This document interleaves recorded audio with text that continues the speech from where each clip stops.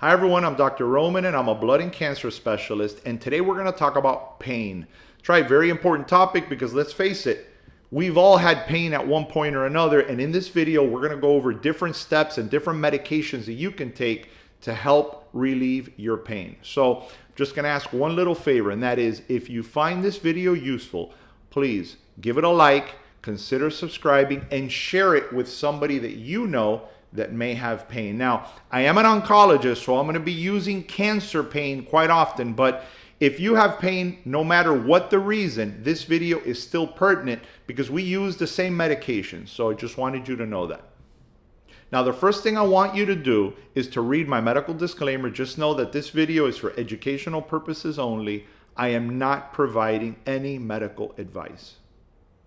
All right, so the first thing you need to do is to sit with your physician and they will obtain a medical history, a physical exam, and most likely some sort of an imaging test like an x-ray, a CAT scan, an MRI, a PET scan, an ultrasound, whatever the case may be, because we want to figure out what is causing the pain, where do you have the pain? In other words, what is the root cause of your pain? And we want to get a feel as to what type of pain do you have, the quality, the intensity, and is it an acute pain, which we believe will be self-limited. For example, let's say you had surgery. So obviously you're going to have pain from surgery, and we know that within 3 days, a week, you will feel better as you heal. Or do you have chronic long-term pain, which we know, for example, let's say you have cancer, and we know that you're going to have pain for a very long time. And depending on the reason and the length of time that you will have pain, then we will tailor our treatment for your specific case. And just to give you an example, if you had surgery and we know that you will have pain for a limited amount of time, then your doctor may give you just a few pills of short-acting pain medication to last you maybe a week. And then after that, we know that you will not require more pain medication because you will feel better. Now, if you're a person, for example, that has cancer in your bone, we know that you will have pain for a long period of time. So in this type of case, we might give you two types of medications. We may give you a long-acting pain medication that you will take no matter what, that you're going to constantly take every, say, 8 to 12 hours.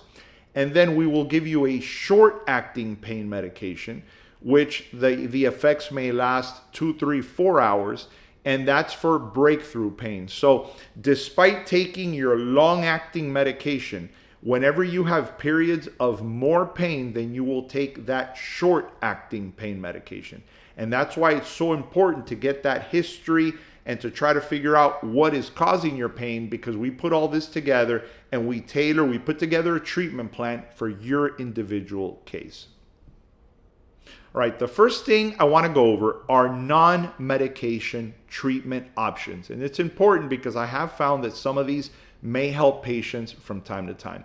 Now, for example, going back to the cancer example, and there are other medical conditions that may help from surgery, but starting off with surgery, let's say you have a tumor in your spine or somewhere in your body that's compressing and causing pain. Then maybe by having surgery, that could alleviate your pain. Or let's say you're a person that suffers from chronic back pain because you have a herniated disc. Then maybe having neurosurgery or spine surgery may alleviate your pain. So you should ask your doctor, is surgery a potential treatment option for your root cause of pain?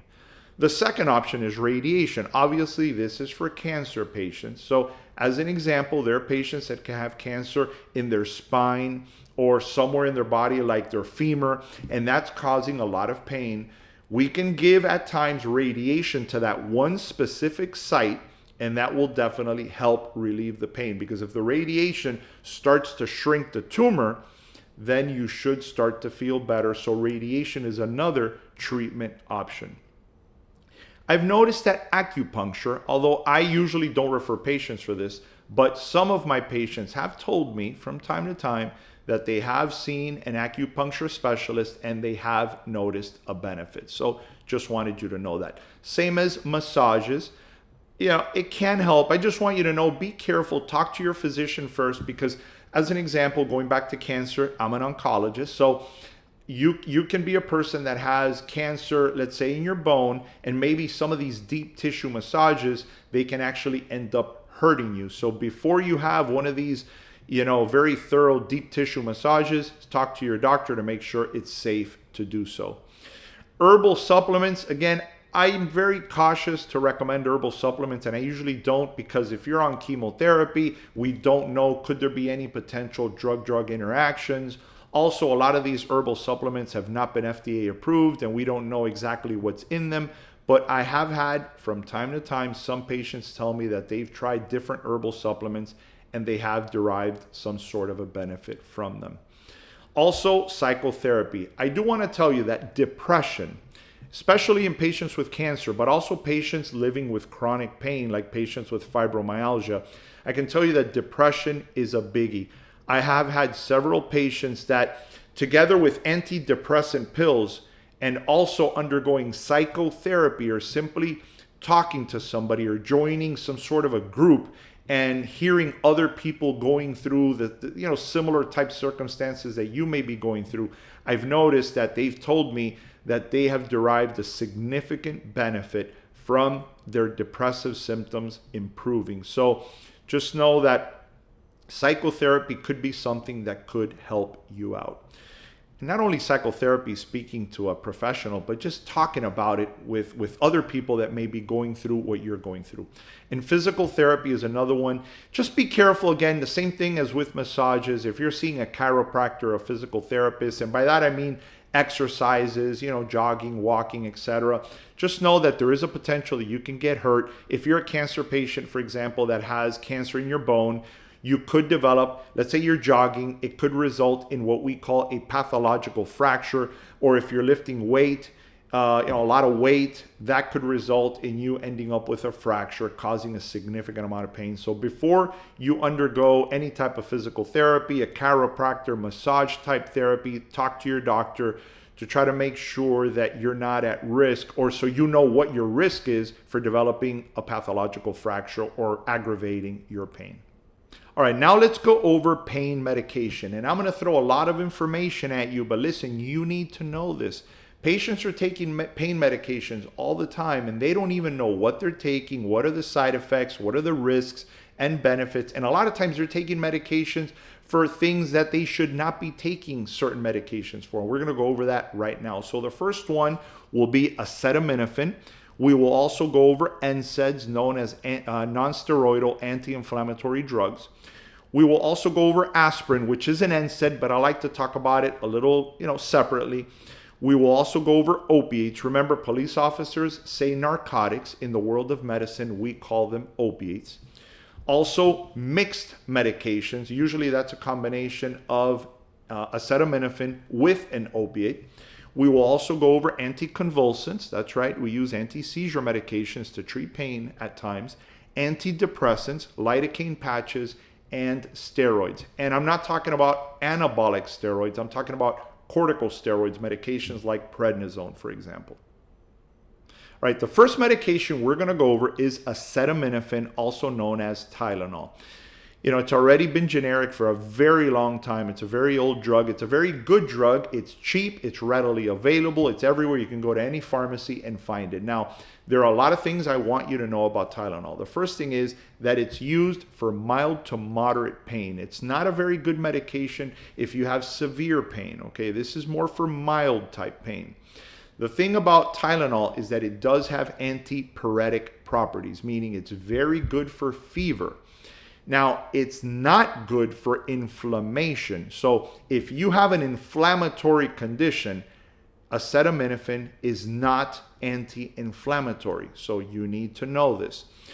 The main issue with acetaminophen is the liver. And we want to make sure that you limit the amount of acetaminophen to about 4,000 milligrams a day, or 4 grams. If you're older, I tend to recommend less than 3,000 milligrams of Tylenol per day.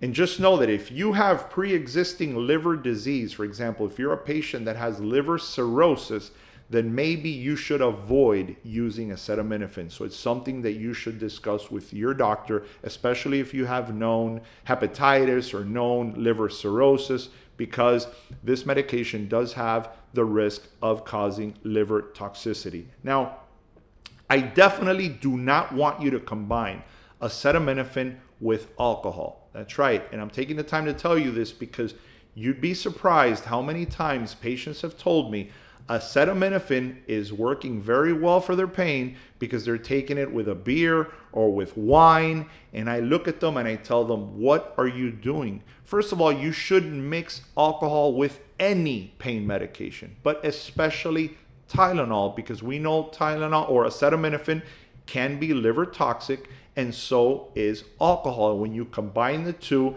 it's a double whammy. So be careful, don't do that. Also, acetaminophen does not affect your platelets, and your platelets cause clotting. When you cut yourself, your platelets stop bleeding. So acetaminophen does not increase your bleeding risk. A lot of times patients have told me they don't want to take acetaminophen because of the bleeding risk. No, Tylenol or acetaminophen does not increase your bleeding risk. And also acetaminophen does not affect your stomach. It should not increase your risk of gastric ulcers. It also should not increase your risk of kidney disease. So the main thing you need to know about Tylenol is the liver. So remember, do not go over that maximum dose of 4,000 milligrams. And if you're older, try to keep it under 3,000 milligrams. But very good medication. Don't be afraid to use it if you need it. All right, now moving on to NSAIDs, okay? Very good medication, just like acetaminophen. They're readily available. They're relatively inexpensive. Now, there's good things to them, and there's some side effects and risks that you need to know. So in general, just know that there are several different types, like for example, ibuprofen, also called Motrin. You also have naproxen, like Aleve. Now you have another one that's called celecoxib or Celebrex. This one is with prescription only, but it is an NSAID. And last but not least, aspirin. So let's start off with aspirin. The thing about aspirin is that it is a good pain medication, but for it to work as a pain medication, you need to use higher doses. And for that reason, I tend not to use aspirin as a pain medication. Now, all of these medications can have similar side effects, and they're all dose dependent. Like for example, ibuprofen, if you take 200 milligrams compared to 800 milligrams, 800 milligrams of ibuprofen is more potent, but it also has more side effects. So as with any medication or most medications, the more you take or the higher the dose, the more effective it tends to be, but the more side effects it will have. So be careful with aspirin in pain because like I said, it may have more unwanted side effects than the benefit. In my opinion, there's other medications that are better for pain than aspirin by themselves. Know that NSAIDs are used for mild to moderate type pain, the same as acetaminophen. It's not very good for severe pain, although medications like ibuprofen can work wonders at times. They are all antipyretic, meaning they are good for fever. They are also anti-inflammatory, very good anti-inflammatory medication. So if your pain is because of inflammation, then NSAIDs are a very good option for you. The thing is that NSAIDs may cause gastritis. So if you're a person that suffers from, say, gastric ulcers or gastritis, heartburn, then you got to be careful with NSAIDs. Now, for the most part, if you take an NSAID for 1 or 2 days, you might not have any issues. But if you're a person that has a history of gastric ulcers or gastritis, talk to your doctor because taking these medications for a long period of time may aggravate your gastric condition. But again, if you're a person that has gastric ulcers, then maybe these medications are not a good option for you. Also, kidney disease. Again, if you take NSAIDs for a short period of time, you should be okay. But if you take them for a long period of time, or if you're a person that has pre-existing kidney disease, then NSAIDs might not be the best option for you. So if you've been on NSAIDs for a long period of time, make sure you check your creatinine or your kidney function because you want to make sure your kidney function is good. The other thing is, as with aspirin, remember, we take aspirin to help prevent heart attacks, stroke, and that's because aspirin affects platelets. Well, all these NSAIDs tend to affect platelets, some more than others, like for example, ibuprofen aspirin tends to affect platelets more than celecoxib or Celebrex. But just know that they can all increase your risk of bleeding. So if you're a person that is prone to bleeding, then you should be careful with NSAIDs. Also, if you're a person that recently had surgery, be careful with NSAIDs. Just know that besides oral NSAIDs, you also have the NSAID gels or the creams. It's an option for like patients with arthritis. In my opinion, it doesn't work too well, but some patients tell me that it does help them a little bit, so it is an option. Also, you have NSAIDs that are given intramuscularly, like for example, Toradol. And we tend to use this in patients with kidney stones. So you'll go to the hospital and they'll give you an intramuscular shot of Toradol, and it works quite well. But again, you have to know about the potential side effects. Now, the cream tends not to give you the gastritis or the bleeding issues. So, that's not something that you really need to worry about. That's more for the intramuscular or the oral formulations, but just something that you need to know before or if you're taking these medications.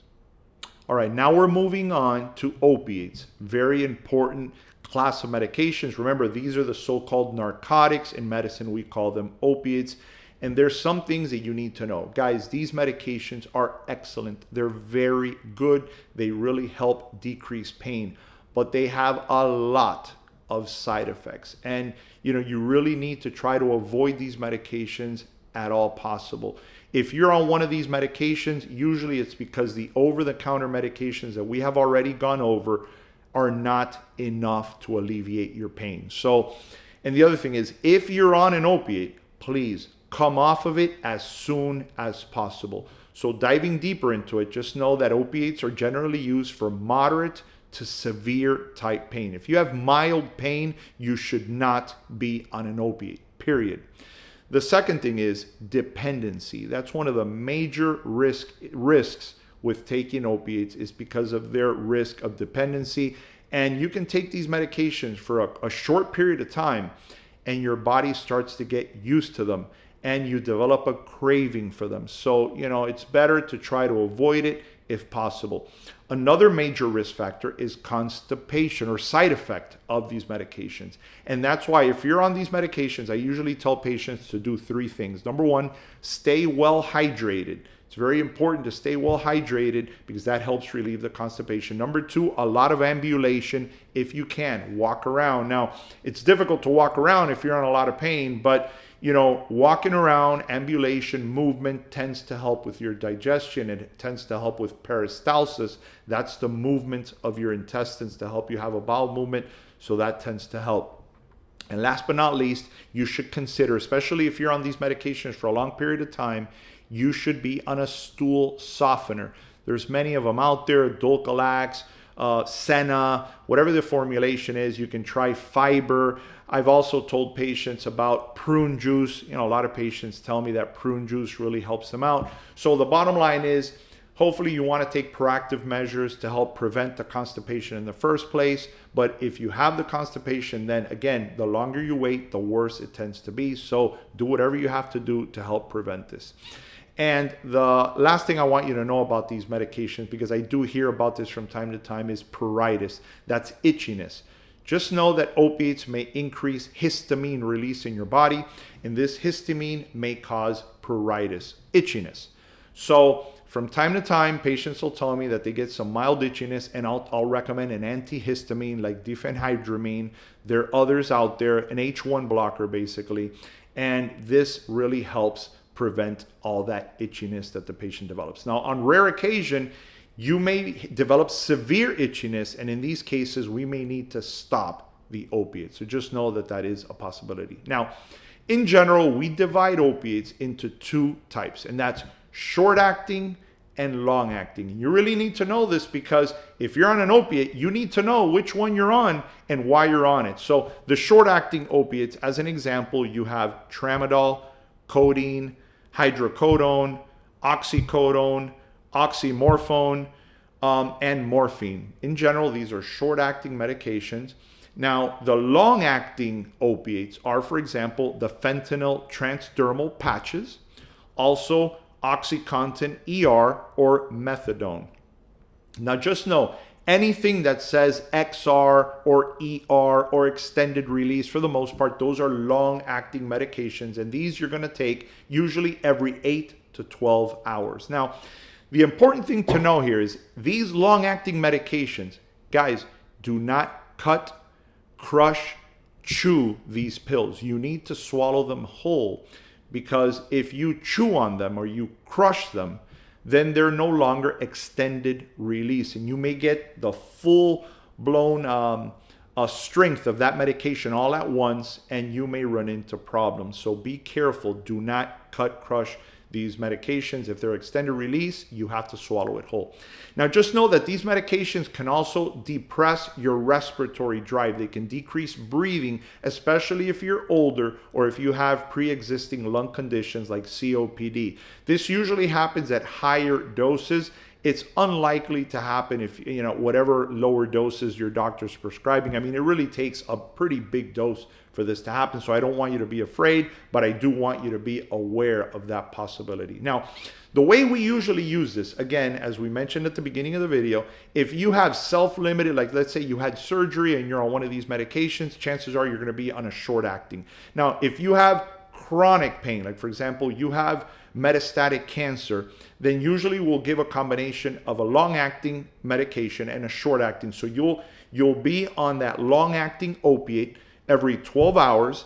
And then if you have pain, what we call breakthrough pain, then at that time you will take a short-acting, one of these short-acting medications that will last a few hours. So the short-acting medications in general, you should not be taking them non-stop. That's not the intended use for them, unless you're taking it for acute short-term pain.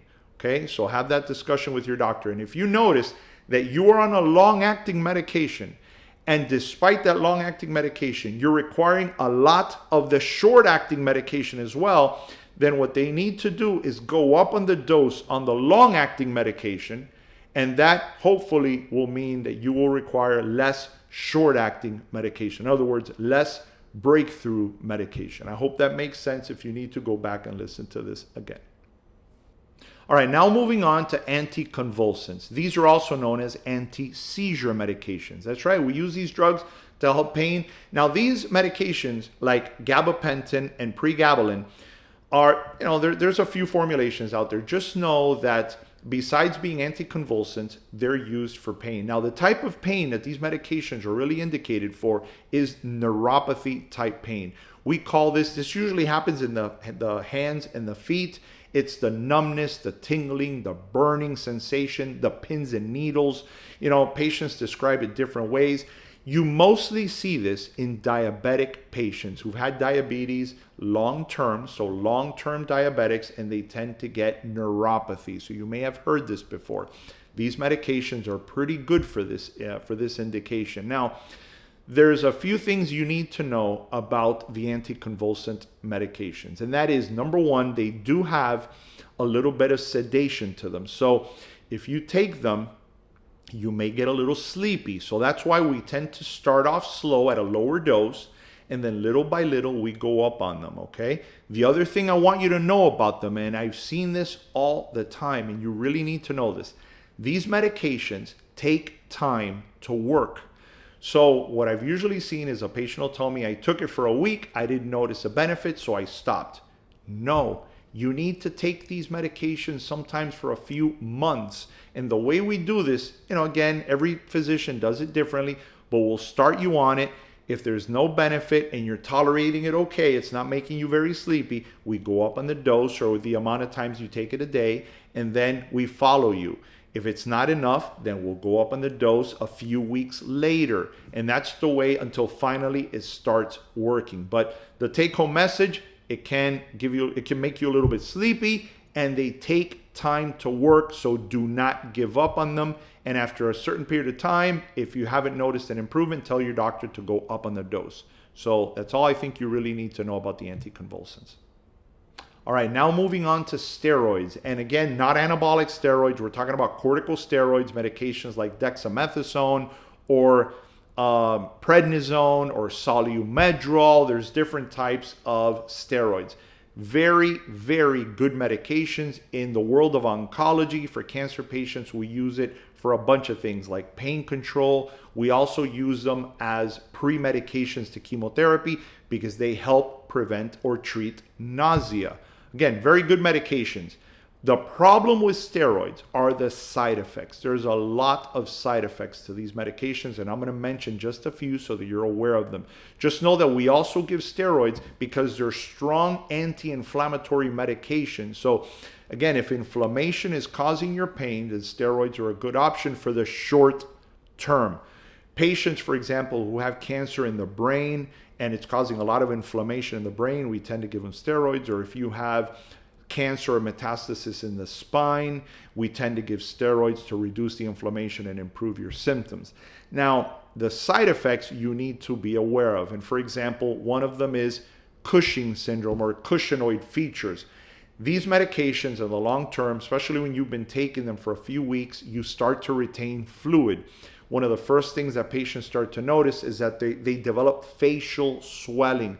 Their face, if you've been taking steroids for a long time, you start to develop these round facial features, if you will, and they can be quite striking. So something that you need to be aware of, and that's why we don't want to keep you on the steroid for a long term. The good news is once you stop taking the steroid, your body starts to eliminate all this excess fluid and you tend to return to normal. The other thing is osteoporosis. That's right, bone loss. And if you've been on steroids for a long time, you're at increased risk for developing bone fractures. So your doctor may want to check for osteoporosis. Also, elevated blood sugar levels. That's right. While you're on steroids, your blood sugars will go up. And if you have diabetes to begin with and you're on a steroid, then your diabetes is going to be completely out of control. But if you're not a diabetic, then you may not even know that your blood sugars are high. So it's just something for you to keep in mind. And I've noticed sometimes patients will tell me, I've noticed that when I'm on the steroid, I'm urinating a little more frequently, and it might be because your blood sugars are higher. Now, your blood sugar will go up while you're on the steroid, and when you stop the steroid, then your blood sugars will return to normal. So just something for you to expect. Also, cataracts. That's right. If you've been on steroids for a long period of time, it might increase your risk for cataracts.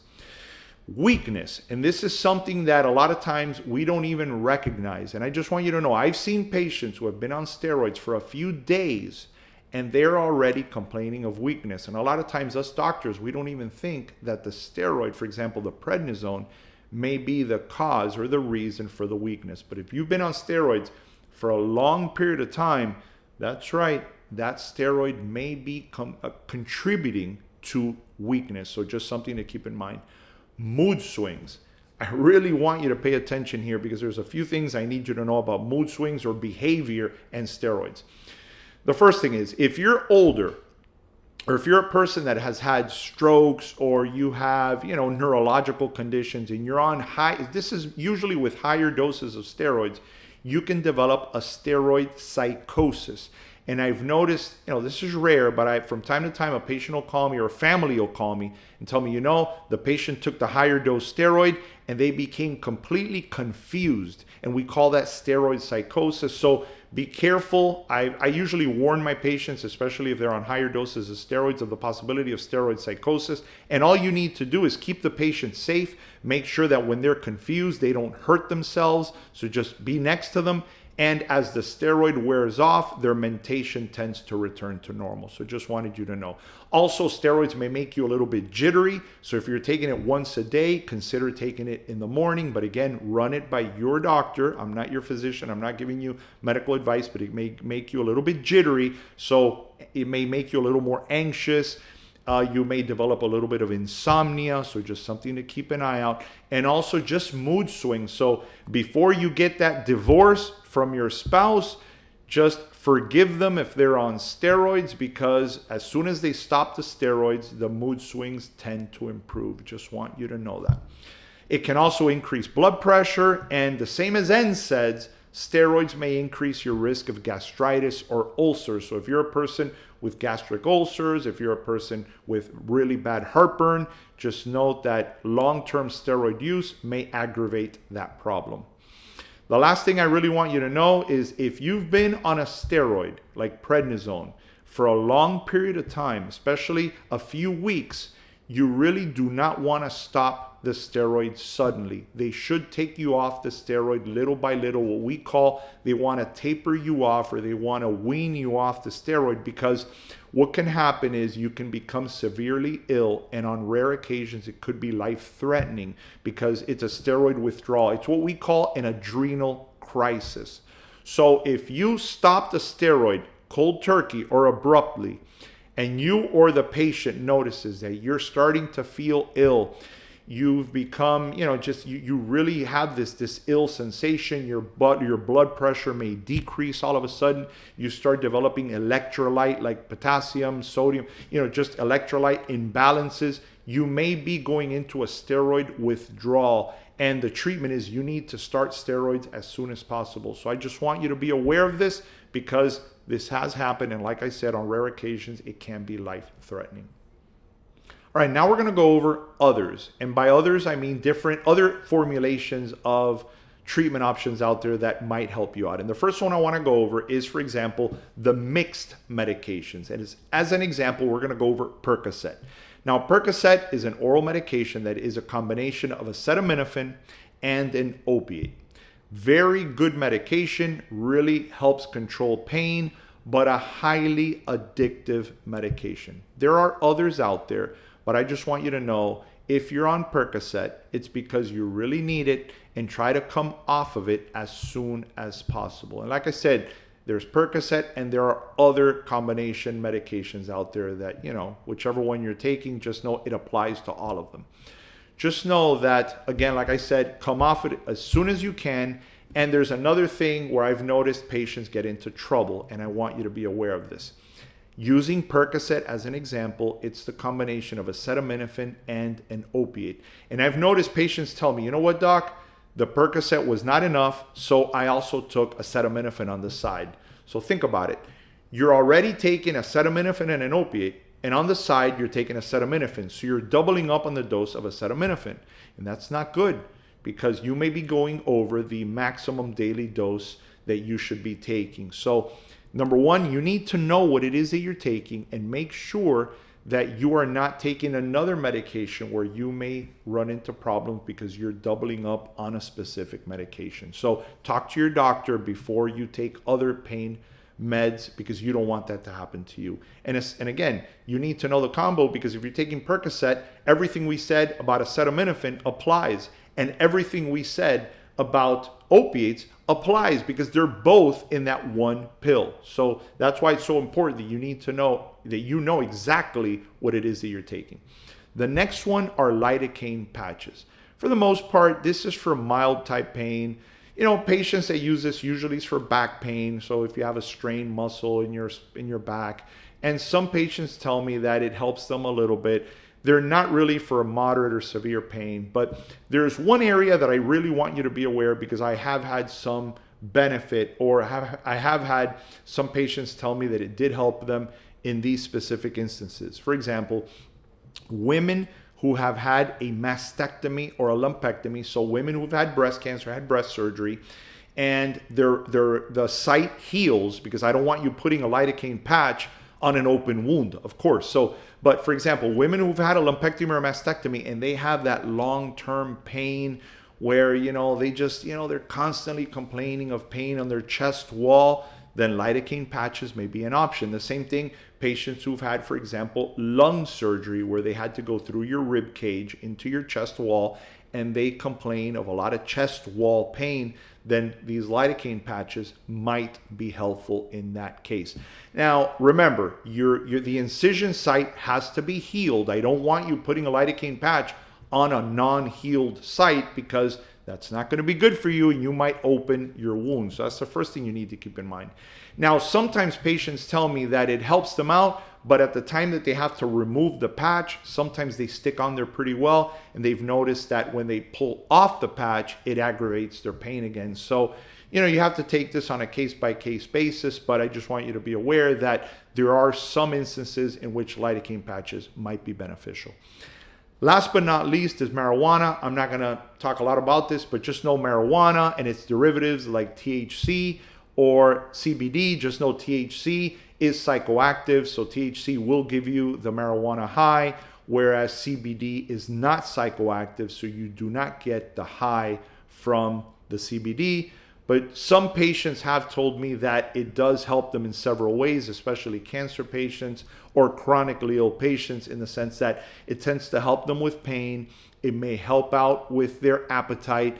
It may help alleviate some nausea. So again, everybody's different. I've noticed some patients tell me that they've taken CBD and their nausea increased. So again, every patient is unique. Every patient is different. But some patients have told me that pain-wise, CBD or marijuana has helped them out, so something for you to consider.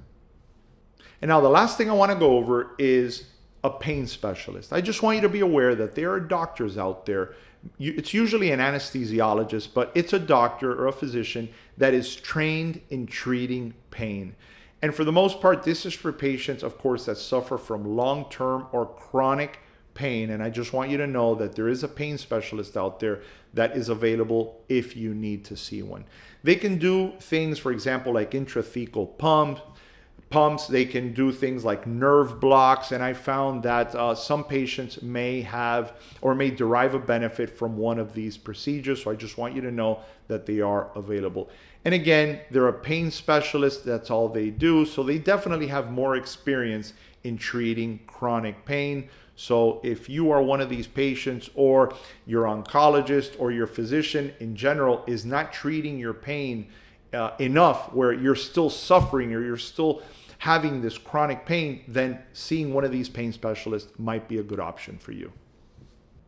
All right, so you made it. So again, if you found this video useful, like, subscribe, and share the video. I'm sure you know somebody that is suffering from pain, and maybe this video can help them out. So I will see you on the next video, and all the best to you.